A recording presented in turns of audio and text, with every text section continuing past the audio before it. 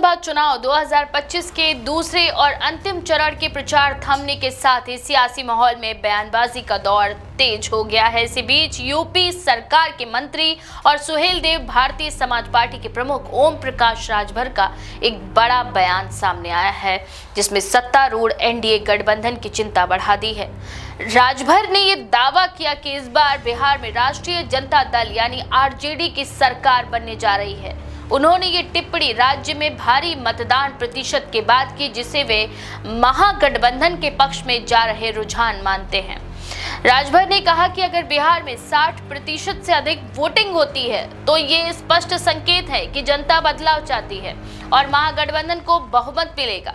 उनका ये बयान ऐसे समय में आया है जब एनडीए और महागठबंधन दोनों ही एक एक सीट के लिए पूरी ताकत झोंक चुके हैं। दूसरी ओर सुभासपा, जो कि यूपी में एनडीए की सहयोगी पार्टी है, इस बार बिहार में स्वतंत्र रूप से मैदान में उतरी है और 64 सीटों पर अपने प्रत्याशी खड़े किए हैं। ये कदम भी भाजपा के लिए असहज स्थिति पैदा कर रहा है, क्योंकि इससे गठबंधन के वोट बैंक में सेंध लगने की संभावना भी जताई जा रही है। ओम प्रकाश राजभर, जो यूपी की राजनीति में अपनी बेबाक शैली और सामाजिक समीकरणों के लिए जाने जाते हैं, लगातार ये कहते आए हैं कि गरीब, पिछड़े और वंचित तबकों की राजनीति के बिना कोई भी गठबंधन लंबे वक्त तक सत्ता में नहीं टिक सकता।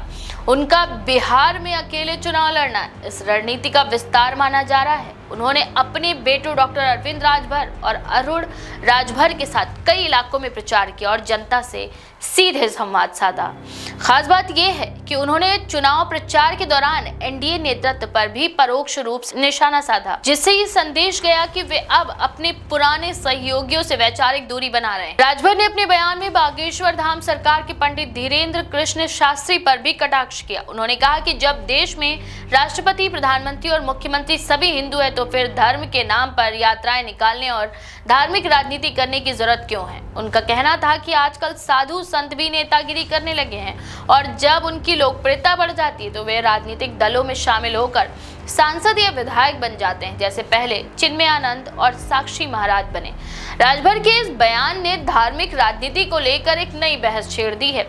वहीं बिहार में सुभासपा की एंट्री ने कई सीटों पर मुकाबले को बहुकोणीय बना दिया है। दूसरे चरण की 34 सीटों पर सुभासपा के प्रत्याशी मैदान में हैं, जिनमें से कई सीटों पर वे सीधे एनडीए और महागठबंधन दोनों के प्रत्याशियों को चुनौती दे रहे हैं। राजनीतिक विश्लेषकों का मानना है कि इन क्षेत्रों में सुभासपा का प्रभाव भले ही सीमित हो, लेकिन ये भाजपा और जदयू के पारंपरिक वोट बैंक में सेंध लगा सकता है, जिससे महागठबंधन को अप्रत्यक्ष लाभ होगा।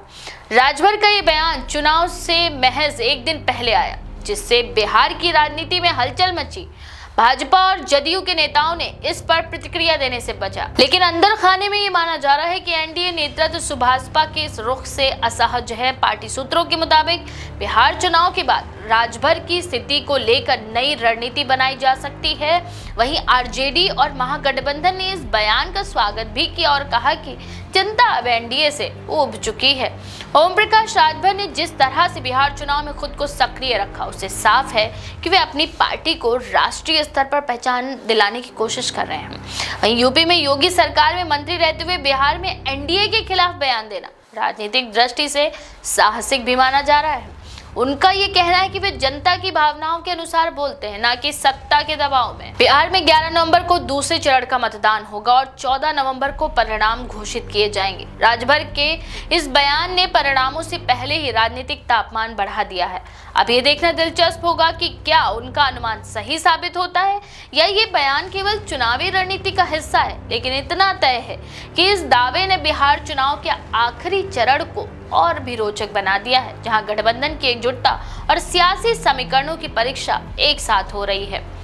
बिहार की इस राजनीति के बारे में आपका क्या विचार है? अपनी राय कमेंट सेक्शन में जरूर लिखें। ऐसी और भी खबरों के लिए देखते रहें द पेज 90।